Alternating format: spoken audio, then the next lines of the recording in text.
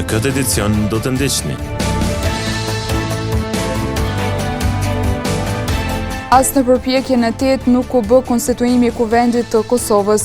Albolena Haxhiu nuk siguron votat për krye parlamentare as në tentimin e 6.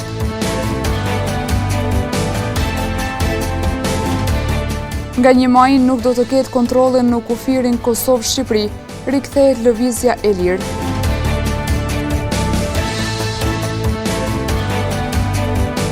Veteranët e arsimit në Gjakov promovojnë librin Arsimi i mesëm në Gjakov 1946-1990. Përshëndetje, fillojmë edicionin qendror të lajmeve këtu në televizionin Syri. Deputetët e betuar të legjislaturës së 9 të Kuvendit të Kosovës asot nuk i dhanë mbështetje propozimit të lëvizjes vetëvetosje për zgjedhjen e kryetares së Kuvendit të Kosovës. Kandidatja Albolena Haxhiu dhe këtë herë nuk mori votat e mjaftueshme për të zgjedhur kryetare e Kuvendit, seanca u shtyp për të ejtën e datës 1 maj. Ka dështuar sot konstituimi i Kuvendit të Kosovës për të 8-ën herë radhazi. Kryesuesi i seancës për konstituimin e Kuvendit, Avni Dehari, hapi seancën konstituive. Të nderuara deputete, të nderuar deputet, në vazhdimet e seancës konstitutive më 19, 23, 25 dhe 27 prill 2025, kandidatja për kryetare të Kuvendit, deputetja Albolena Haxhiu, e propozuar nga subjekti lëvizja vetëvendosje nuk i mori votat e nevojshme. Ndërsa ish-kryetari i Kuvendit të Kosovës, Glau Konjufca, propozoi për kryetare të Kuvendit për të 6-ën herë deputeten Albolena Haxhiu. Propozimi ju është Albolena Haxhiu. As këtë herë deputetja Haxhiu nuk ja doli të siguronte votat e mjaftueshme për postin e krye parlamentares. Por kemi 54 vota, 44 janë kundër dhe 3 abstenime. Seanca e radhës u vendos të mbahet me datën 1 maj në orën 10.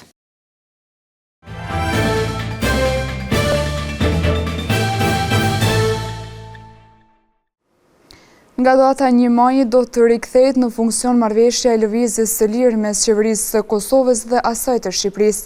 Nga kjo ditë nuk do të ketë kontrollën në kufirin mes Kosovës dhe Shqipërisë. Rikthimin e këtij vendimi disa nga qytetarët e intervistuar sot e konsiderojnë të mirë, por ka nga ata që kërkojnë që vendimi të jetë gjatë vitit. Nga data 1 maj do të rikthehet në funksion marrëveshja lëvizjes së lirë mes qeverisë së Kosovës dhe asaj të Shqipërisë. Qytetarët e 2 shteteve do të mund të kalojnë kufirin pa u ndalur për kontrolle kufitare me qëllim të lehtësimit të lëvizjes së lirë të qytetarëve dhe rritjes së bashkëpunimit mes 2 vendeve. Rikthimin e këtij vendimi e kanë mirëpritur disa nga qytetarët e intervistuar sot. Unë mendoj se është një veprim i duhur, ndoshta dhe i vonuar, pak, po megjithatë është një veprim i duhur, një kufi i vendosur mes njëjtit popull, një kufi që ka sjellë shumë tragjedi këtij populli dhe tash një menjanim sezonal për shembull i kufirit pa kontrolla është i mirë së ardhun dhe nuk maltretohen qytetarët e shumë të cilët qarkullojnë 2 anë të kufirit, po më shumë nga Kosova në Shqipëri. Arsyet janë shumë llojshme, tash edhe fillon sezoni veror dhe dihet shumica e pushuesve kosovar shkojnë në Bregdetin shqiptar, të cilin e konsiderojnë si Bregdet vetin. Zbatueshmërinë e këtij vendimi e ka mirëpritur edhe një qytetar i cili vuri theksin te procedurat e kontrolleve në qarkullimin e mallrave në të 2 anët e kufirit. Mendoj që hapja kufirit është një hap shumë i mirë, shumë i madh, po mendoj që kjo jo tjetë vetëm për sezonën e verës, periudha turistike që piq ujë në bizneset e njerëzit e pushtetit, apo kjo tjetë hapje një herë e përgjithmonë, hapja kufive. Unë si fermer, po të them, kam vërejtje shumë të mëdha në asaj u përket procedura kufinit Kosovë-Shqipëni, Shqipëni-Kosovë. Kemi shumë probleme, shumë të larta me qarkullimin e mall në Kosovë, Shqipëni edhe Shqipëni, sidomos Shqipëri, Kosovë dhe më shumë. Që kështu është kohë e mirë, jo që fitojmë fermer, po fiton edhe Kosova, fiton edhe Shqipënia me hapjen e kufirit një herë përgjithmonë dhe mos të ekzistojë kufi fare. Lehtësimi i lëvizjes pritet të sjellë përfitime të ndjeshme për qytetarët, bizneset dhe sektorin e turizmit, duke forcuar ndjenjen e bashkësisë dhe bashkëpunimit. Ka 11 ditë që është duke u punuar për zhbllokimin e kanalizimeve në qendrën e Gjakovës. Hasan Krasniqi, kryeshef në kompaninë rajonale të ujësjellësit Gjakova, thotë se është duke u punuar intensivisht që të sanohet problemi. Janë pajisje të veçanta në shërbim të kompanisë rajonale të ujësjellësit Gjakova, e cila është duke punuar ditën por edhe natën, që nga data 18 prill për të larguar mbetjet e kanalizimit në gypin kryesor në rrugën Nën Tereza në qendër të Gjakovës. Hasan Krasniqi, kryeshef ekzekutiv në këtë ndërmarrje, thotë se kjo ka ndodhur pasi një kompani që është duke ndërtuar ka prekur gypat e kanalizimit. Gjatë mbushjes së betonit, betoni ka dëpërtu prej shaktës deri në shaktën tjetër, që është një distancë mbi 40 metra. Përveç se ka dëpërtu në pjesën jugore, ka shkon kolektori kryesor, mbushja me beton ka bërë që edhe në pjesën e pasme të dëpërton betoni. Po ashtu edhe në anën anësore nga ndërtesat e bankës këtu. Të gjitha këto kanë bërë që të ndërprehet komplet përcjellja e ujit ose kolektorit kryesorit të ujnave të zeza për në impjantin e qytetit. Me të dëgjuar, ekipet tona kanë dalë në teren, mirë po ka qenë pamundshme me teknikën që kemi që të thithet betoni prej gypit. Krasniqi gjithashtu thotë se kjo punë është duke bërë me qëllim të thyrjes së betonit që është futur në kanalizim dhe po ashtu kanë kontraktuar kompaninë që të shpëtojnë rrugën e asfaltuar e cila është në qendër të qytetit.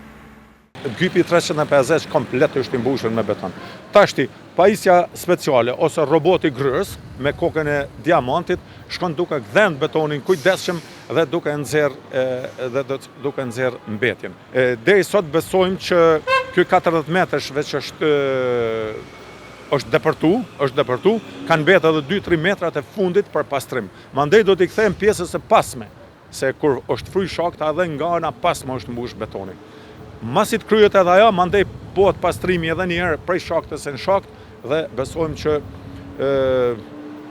shpresojmë që mrena 3-4 ditëve edhe do të kryet puna. Ai thotë se fatura për dëmet e shkaktuar dhe kostoja e shfrytëzimit të pajisjeve do t'i dërgohet kompanisë që është duke kryer punimet. Kemi bisedu edhe me punëkrysin, këto punë zhvillohen dhe procedurën mandej masit kryet puna. Normal që gjithkush sipas rregullit duhet ta pranon pajin e vet.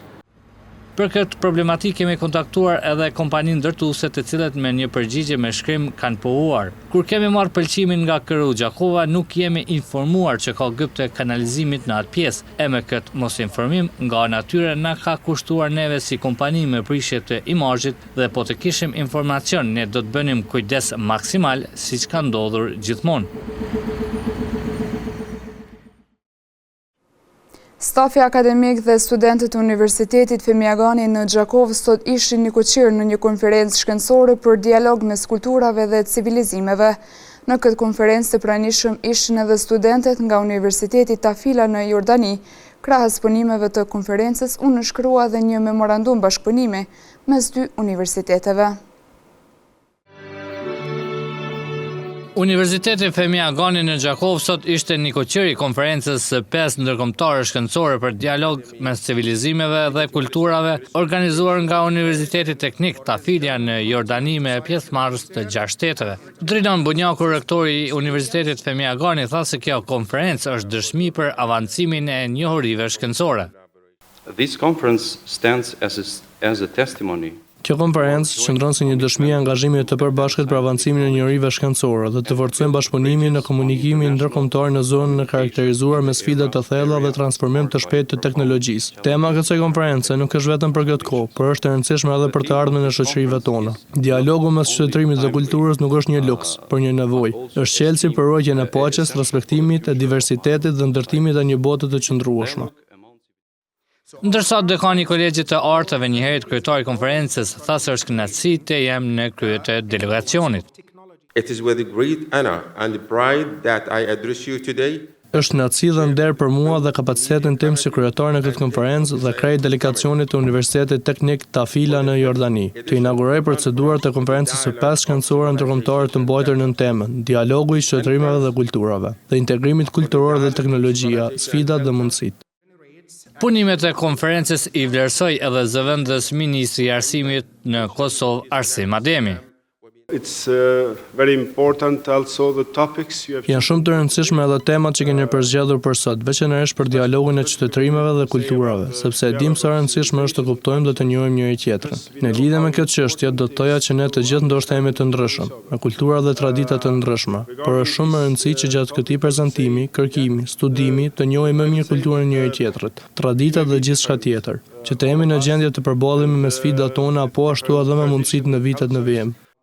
Në përfundim të punimeve të kësaj konference shkencore u nënshkrua edhe një memorandum bashkëpunimi mes Universitetit të Gjakovës dhe atij të Jordanisë. Nxënësit e shkollave të mesme në Gjakov në një aktivitet organizuar nga Kryqi i Kuq në Gjakov sprovuan veten në garat e ndihmës së parë. Nxënësit e shkollës Gjon Nikol Kazazi u zgjodhën të parët në këtë sfidë. Nxënësit e shkollave të mesme në Gjakov në një aktivitet organizuar nga Kryqi i Kuq në Gjakov sprovuan veten në garat e ndihmës së parë. Kryetaria e Kryqit të Kuq në Gjakov, Arta Hesimja, tregoi arsyeën e kësaj gare. Sot jemi mbledh për të zhvilluar garat e ndihmës së parë, e cila është edhe një nga programet e Kryqit të Kuq. Janë mbledhur këtu sot të gjithë nxënësit e shkollave të mesme të komunës së Gjakovës. E këto janë Shkolla Mesme Gjon Nikol Kazazi, Shkolla Mesme Mehmet Akif, Shkolla Mesme Kadri Kusari, Shkolla Mesme Hajdar Dushi, Shkolla Mesme Hysni Zajmi dhe Shkolla Mesme Nejmedin Nixha. Të gjithë ju e besoj jeni mundu që të arrini në mënyrë sa më të suksesshme ato detyrat që ju janë parashtru. Unë ju dëshiroj të gjithëve suksese, edhe fitusi i juj do të na përfaqësoj në gara tjera rajonale. Ky aktivitet ju pëlqeu shumë pjesëmarrësve të cilët nuk nguruan të shprehin edhe dëshirën e tyre për të fituar. Atëherë na kemi për shkollës Nejmedin Nixha, kem rrodha e parë, aktiviteti ka shkuar shumë mirë, jemi mundu më të mirën tonë, kështu që Cilin roli kishim në këtë? Unë kam qenë ndihmëse, domethënë e kena kështu kontrollu pulsin, kena kështu pacientin nëse është në gjendje dhe muçu. A e dytë në sukses? Besoj që po, në rregull kanë. A shihni edhe vetën në fitore? Po, kisha pas që më pas edhe më shumë gara, që të qese i na kënaq shumë, kanë shumë mirë. Aktiviteti shku shumë mirë, dhe vlerësoj shumë mirë se na kanë mësuar për shembull të shmëthir ambulantën kur e shohim një rast ndryshëm në rrugë ose diku tjetër. Se këto gara janë të rëndësishme për të gjithë nxënësit, e tha dhe instruktori i ndihmës së parë Jon Zajmi. Ky është një aktivitet shumë i mirë, sidomos për rinin tonë, që realisht rinin tonë e kena shumë të mirë, përveç faktit që kanë qenë shumë aktiv, shumë kulturun dhe kanë marrë pjesë në çdo aktivitet të mundshëm për përgatitjen e tyre për këto gara. Këto gara ne i mbajmë mirë simbolike çdo vit, janë gara që mbahen mes shkollave të mesme, pastaj janë rajonale dhe republikane. Kështu që janë shumë të mira për arsye se edhe vetë rinia vetëdijsohet që është e rëndësishme që ta ndihmojnë njëri tjetrin, të japin ndihmë njëri tjetrit, humanizmi që është mbi të gjitha. Garat kishin karakter garues ku pjesëmarrës ishin nxënësit e shkollave Gjon Nikol Kazazi, Mehmet Akifi, Kadri Kusari, Hajdar Dushi, Hysni Zajmi dhe Nejmedin Nixha, ndërsa fitues dolën nxënësit e shkollës Gjon Nikol Kazazi, të cilët do të vazhdojnë tutje konkurrencën në garat rajonale. Të shumta janë kulturat bujqësore që kanë mbjellur këtë sezon pranverore. Bujku nga Rahoveci, Athem Zena, dëshira e tij është që vera të jetë me temperatura të përballueshme, sepse rendimentet do të mund të jenë të larta. Athem Zena, bujku nga fshati Malsi e Vogël në komunën e Rahovecit, kultivan rreth 4 hektar tokë me kultura të ndryshme bujqësore. Shalqiri, pjepri, lakra e speci janë disa nga kulturat bujqësore të mbjellura këtë sezon pranverore. Jam nga fshati Malsi e Vogël dhe komplet dikon me 4 hektar gjysmë mbjellë me kultura të ndryshme.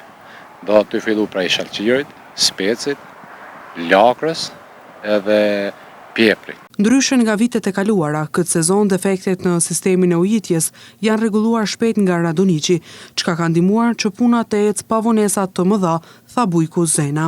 Jo, mirë është, zakonisht vonon pak ujë për ujitje, por kësaj radhe mirë kanë rregulluar defektet shpejt, Radoniqi. Mirë, kemi fillu tash me mbjellje, siç po shihni me shalqen kemi fillu, pas 2 ditë filloi me spec, kështu me radhë. Sa i përket kushteve klimatike këtë pranverë në krahasim me vitin e kaluar, si keni qenë? Mirë, pranvera ka marrë mirë, është koha kur fillojnë tash mbjelljet. Mirë, ishin dorëshe me herat, kjo ka qenë mirë për grynajet, ndërsa për speca dhe shalqen është kohë ideale. Dëshira këtij Bujku është që vera si vjet të jetë me temperatura më të përballueshme, sepse vitin e kaluar temperaturat e larta shkaktuan dëme në bujqësi e sidomos te specat. Besojmë që do të jetë verë mirë. Vjet ka qenë shumë me nxehtë, është diçka që i ka dëmtu, sidomos specat, do të i ka pjek me zër që thojmë ne.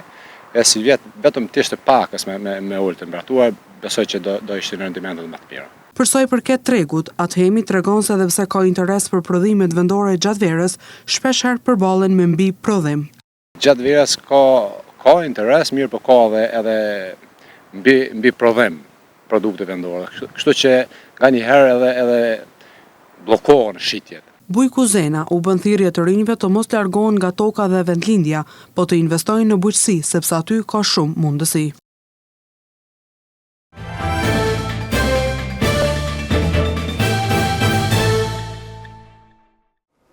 Veteranët e arsimit nga shoqata 7 Marsi kanë sjellur sot edhe një libër të ri në fushën e arsimit.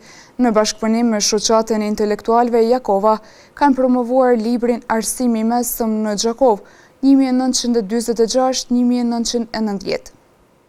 Gjatë viteve 1946, veteranët e arsimit të shoqatës 7 Marsi në Gjakov në bashkëpunim me shoqatën e intelektualëve Jakova kanë promovuar sot librin Arsimi i mesëm në Gjakov 1946-1990. Ky libër për herë të parë dokumenton në mënyrë të plotë historikun e shkollave të mesme në komunën e Gjakovës në periudhën 4 dekadëshe e gjysmë. Si shoqat kemi marrë përsipër që të mbulojmë tërë kohën, duke filluar prej fillimit të arsimit në komunën e Gjakovës deri në vitin 1990-2000. Do t'ju tregoj edhe në diçka se s'pari kemi botu librin 90-2000. Mund të shtrohet pyetja pse. Për arsye se ngjarjet tona kanë qenë më të freskëta, për shkak vitit 2000 edhe kemi shkruar atë. Kur kemi shkruar atë, na ka marrë mendja se është diçka mongë. E kjo mongë është plotësuar mandej të fillu prej arsimit shqip, prej fillimit të arsimit shqip në komunën e Gjakovës, deri në Katërthenishin, libri 2 41-45, edhe libri 3 portretet. Portretet kemi marrë arsimtarët, mësimdhënësit, të cilët kanë punu në Gjakov, rrethin e Gjakovës, veriun e Shqipërisë, edhe kështu me radhë tërë Kosovën. Edhe atë kemi kryer dhe në fund është libri sot që po promovojmë, shkollat e mesme 46-90. Në mungesë të profesor Dr. Besim Muhadri, recensioni i librit u lexuar nga profesor Myftar Zhala, ku theksi i ligjëratës kishte të bënte me hapjen e shkollës normale në Gjakov.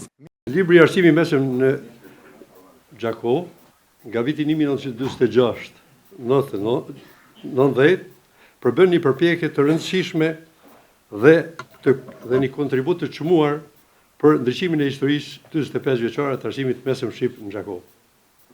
Siç dihet, përfundimi i luftës së dytë botërore e gjeti Kosovën përfshirë edhe Gjakovën në një situatë të rëndë kombëtare, ekonomike, sociale e arsimore, me një popullsi mbi 90% analfabete, e aq më pak për arsimin përpjekje për të ndërtuar një sistem arsimor ishte një sfidë e jashtëzakonshme. Në këtë kontekst, hapja shkollës normale shqipe në Gjakov në vitin 1946 përbënte një lajm të gëzueshëm dhe një arritje madhore për kohën. Ndërsa recensioni i dytë erdhi nga profesor Muhamet Rogova.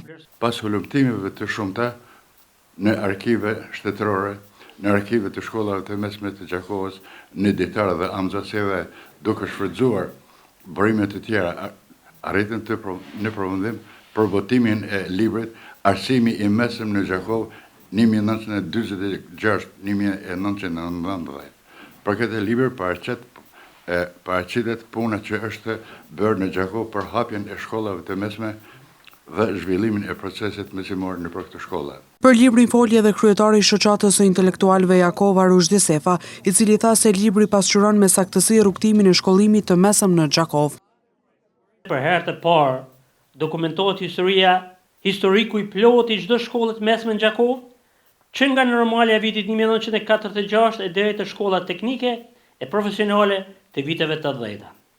Sepse pasqyron me saktësi rritjen, sfidat dhe arritjet e një sistemi arsimor që u ndërtua në kushte të padrejtësisë dhe diskriminimit, por që kurrë nuk u dorëzua. Sepse evidenton figurat qendrore të arsimit, mësimdhënësit, drejtuesit, nxënësit, që me mund e sakrificë lanë gjurmë të pashlyeshme në brezat e ardhshëm.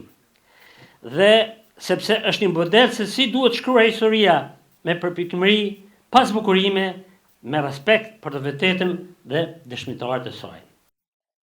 Promovimi u ndoq nga studiues, mësues veteran, intelektual dhe qytetar të shumt, duke dëshmuar interesimin e madh për ruajtjen dhe dokumentimin e historisë arsimore të qytetit.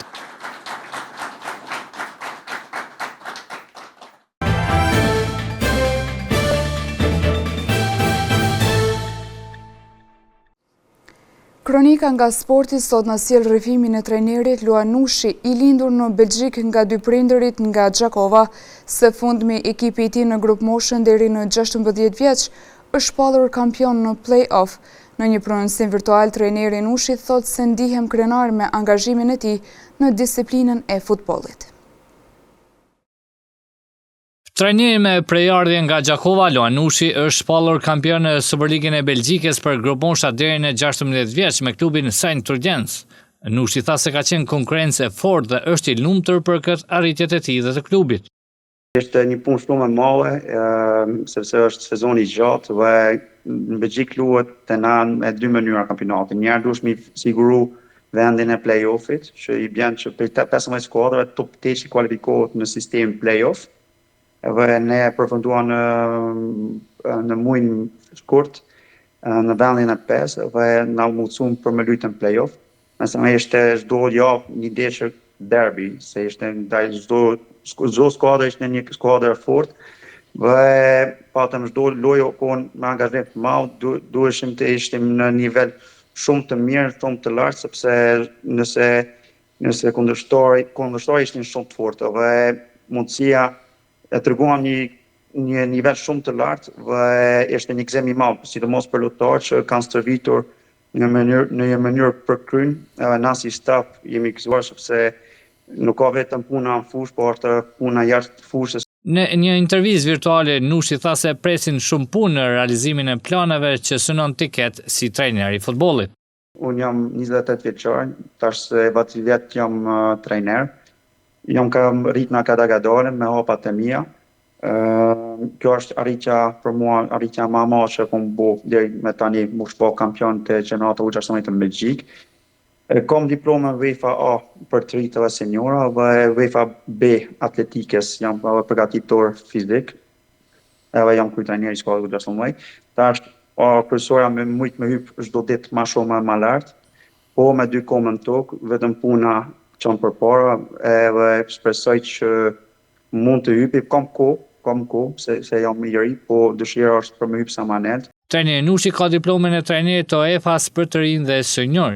Ati i lejohet të drejtojë ekipet deri te asistent i trajnerit në Belgjik, ndërsa në Kosovë dhe Shqipëri e ka të drejten për drejtimin e ekipeve seniore.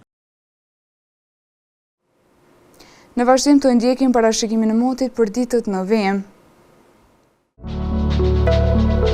Mot me diell kanë bezotruar sot gjatë ditës me temperaturat që kanë lëvizur nga 6 deri në 22 gradë Celsius. Për nesër parashihen temperaturat nga 8 deri në 24 gradë Celsius, karakterizuar nga mot i ngjashëm. Mot me diell pritet të jetë edhe ditën e enjte me temperatura që do të lëvizin nga 11 deri në 25 gradë Celsius. 9 20 deri në 25 gradë Celsius pritet të jenë temperaturat gjatë së premtës, karakterizuar nga moti me diell. Mot me diell pritet të jetë edhe gjatë së shtunës, me temperatura që do të lëvizin nga 11 deri në 26 gradë Celsius. E diela do të karakterizohet nga moti me diell me temperaturë minimale 12 gradë, ndërsa maksimalja 27 gradë Celsius. Moti vranët e me diell pritet të jetë gjatë së hënës, shoqëruar nga temperatura që do të lëvizin nga 13 e deri në 25 gradë Celsius.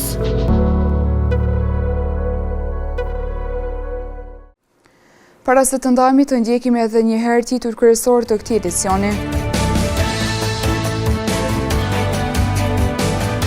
As në përpjekjen e 8 nuk u bë konstituimi i Kuvendit të Kosovës. Albolena Haxhiu nuk siguron votat për krye parlamentare as në tentimin e 6.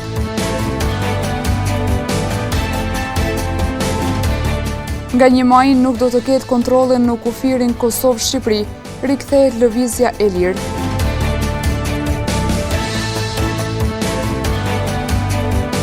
Veteranët e arsimit në Gjakov promovojnë librin Arsimi i mesëm në Gjakov 1946-1990.